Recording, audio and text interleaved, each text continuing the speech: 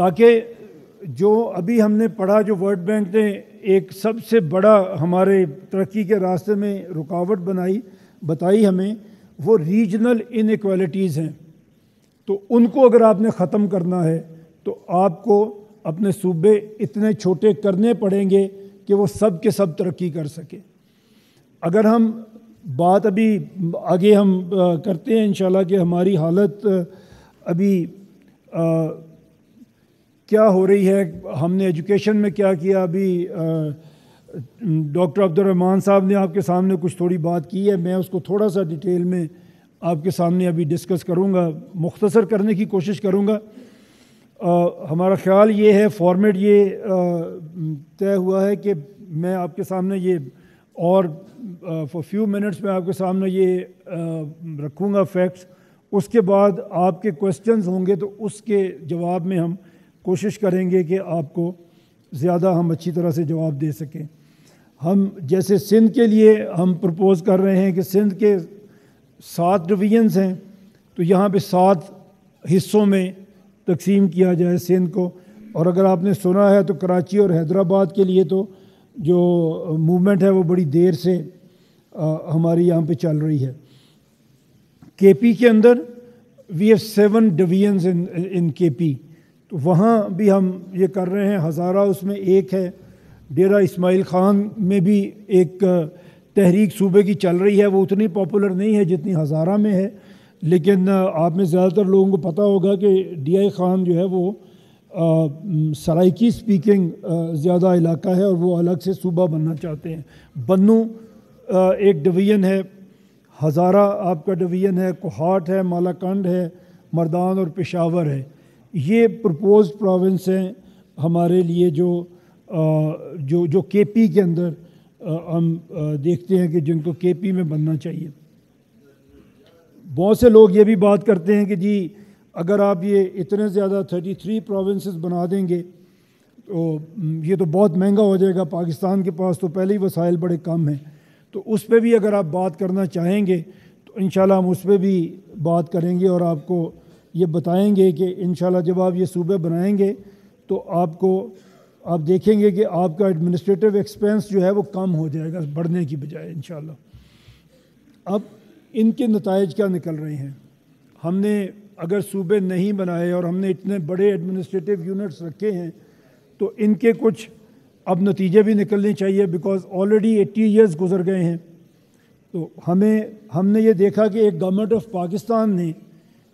پاکستان کے planning department نے ایک سروے کیا ڈسٹرکٹس کے اندر کہ کون سے ایسے ڈسٹرکٹس ہیں جو ایجوکیشن میں اچھا پرفارم کر رہے ہیں یا اچھا پرفارم نہیں کر رہے. انہوں نے ایک ٹیبل بنایا جس میں انہوں نے کہا کہ جو ڈسٹرکٹس 80 to 100 مارکس لے گا اسے ہم کہیں گے کہ یہ ویری ہائی ریٹڈ ہے ان ایجوکیشن، اور جو 70 to 80 مارکس لے گا وہ ہائی کیٹیگری میں آئے گا ایجوکیشن کے لحاظ سے وہ ڈسٹرکٹس. پھر میڈیم 55 to 70 اینڈ لو میں جس کو انہوں نے رکھا وہ 0 to 55 ہے. یہ گورنمنٹ آف پاکستان کا سروے ہے اور گورنمنٹ آف پاکستان کے فگرز ہیں. اس میں آپ دیکھیے انفارچونیٹلی ویری ہائی سٹینڈرڈ کے اوپر پاکستان کا ایک بھی ڈسٹرکٹ نہیں ہے. ہائی کے اوپر صرف ایک ڈسٹرکٹ ہے، دیٹ از اسلام آباد. تو چاروں صوبوں میں ایک بھی ایسا ضلع نہیں ہے جو ایجوکیشن میں جس نے 70 to 80 مارکس لے لیے ہوں. اس کے بعد میڈیم کیٹیگری میں جو آ رہے ہیں وہ 55 to 70 مارکس جو لے رہے ہیں وہ ہیں.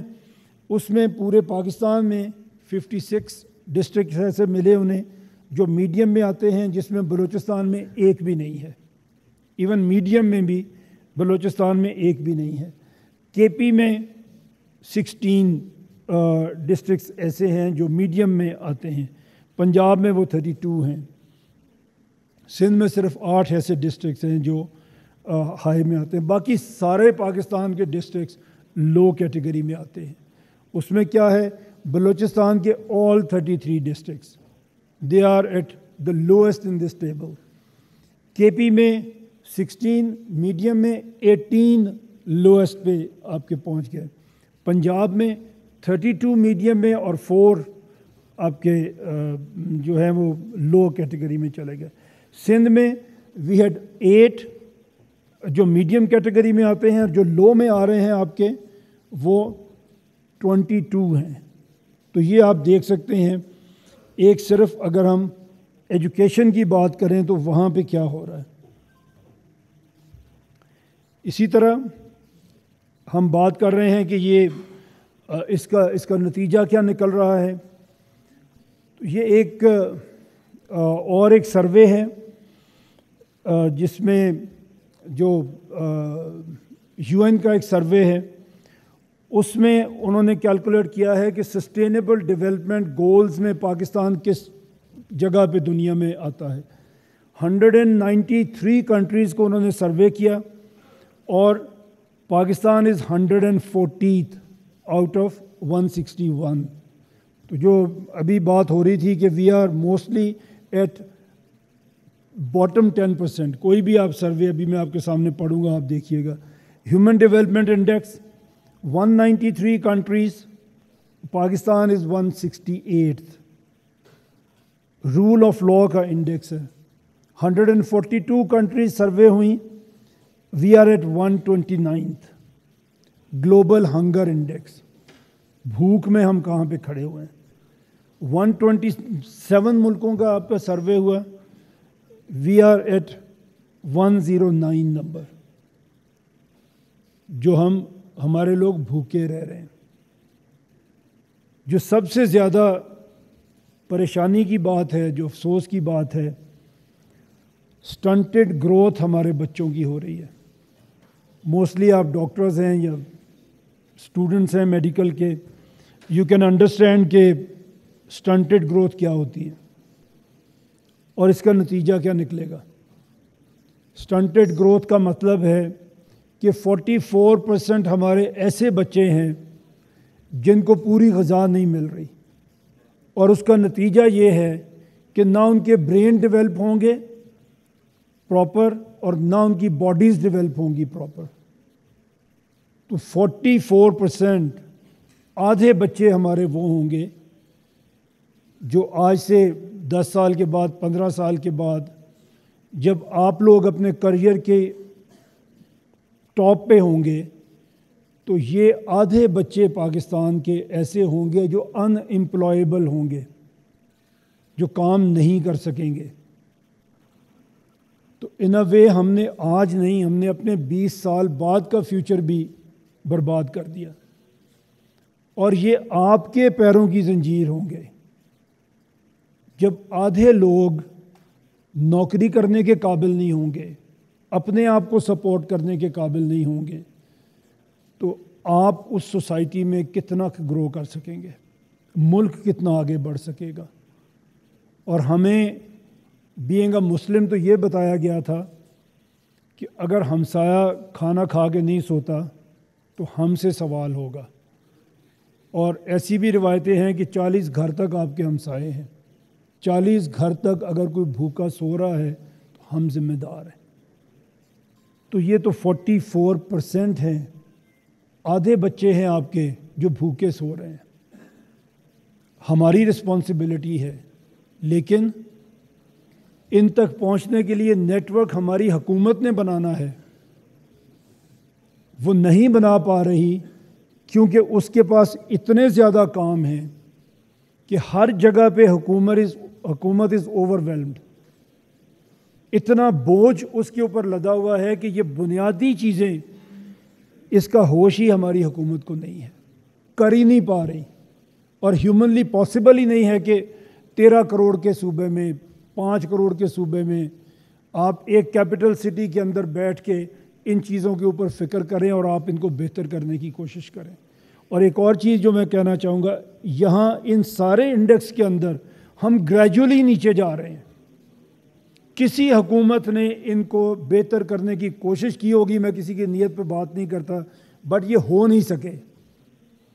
کبھی اس کا آپ گراف خود بنا کے دیکھیے. آپ کے سامنے آج بات کرنے کا مقصد یہ ہے، اور ابھی تک ہم اس پورے آپ کہیں اپنے کیس کو پبلک میں لے کے نہیں جا رہے. ہم صرف اسٹوڈنٹ سے بات کر رہے ہیں، ہم صرف ٹیچر سے بات کر رہے ہیں، ہم صرف اس ملک کی یوتھ سے بات کر رہے ہیں کہ ہم نے بات کر دی ہے، آپ اس کو آگے آپ لوگ لے کے جائیں.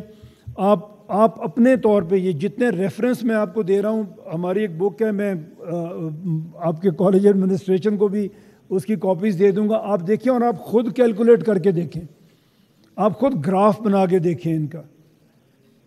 کسی بھی گورنمنٹ میں یہ گراف آپ کو اوپر جاتا ہوا نظر نہیں آئے گا، یہ گریجولی نیچے ہی جاتا ہوا نظر آئے گا. تو 80 ایئرز میں ہمارے سارے حکمران سب تو خراب نہیں آئے ہوں گے، کچھ اچھے بھی لوگ ہوں گے، لیکن کسی دور میں بھی ہماری یہ جو حالت ہے یہ بہتری کی طرف کبھی بھی نہیں گئی. اس کے بعد ایک اور جو ایک ورثم بات ہے ہم سب کے لیے، 25 ملین بچے ہمارے ہیں ایسے، لوگ اس سے بھی زیادہ کہتے ہیں، میں ذرا کنزرویٹو اس کو بول رہا ہوں، 25 ملین بچے اسکول نہیں جا رہے، اور اس میں we are number 1 in the world. ہم آبادی کے لحاظ سے 5ویں نمبر پہ ہیں دنیا میں، جو بچے اسکول نہیں جا رہے اس پہ ہم پہلے نمبر پہ ہیں. اور انڈیا جس کی آبادی 150 کروڑ ہے، میں نے بڑی کوشش کی کہ میں اس کے نمبر کو جتنا بھی کسی ایسی جگہ سے اس کو پکڑوں جہاں پہ کوئی نیگیٹو بات ہو، لیکن 2 ملین سے بھی کم بچے ہیں ان کے جو اسکول نہیں جا رہے آؤٹ آف 150 کروڑ. ہم 25 کروڑ میں 25 ملین ہیں جو اسکول نہیں جا رہے. اور اگین یہ بھی وہ بچے ہوں گے جو ان امپلائیبل ہوں گے، یہ اپنے آپ کو سپورٹ نہیں کر سکیں گے، کیونکہ آج بھی آپ دیکھیں اور 10 سال کے بعد آپ دیکھیں گے کہ ان پڑھ مزدور آپ کو کہیں نہیں چاہیے ہوگا. ٹیکنالوجی آ رہی ہے، مشینیں آ رہی ہیں، وہاں پڑھے لکھے لوگ آپ کے ہوں گے تو وہ کام کر سکیں گے. انفارچونیٹلی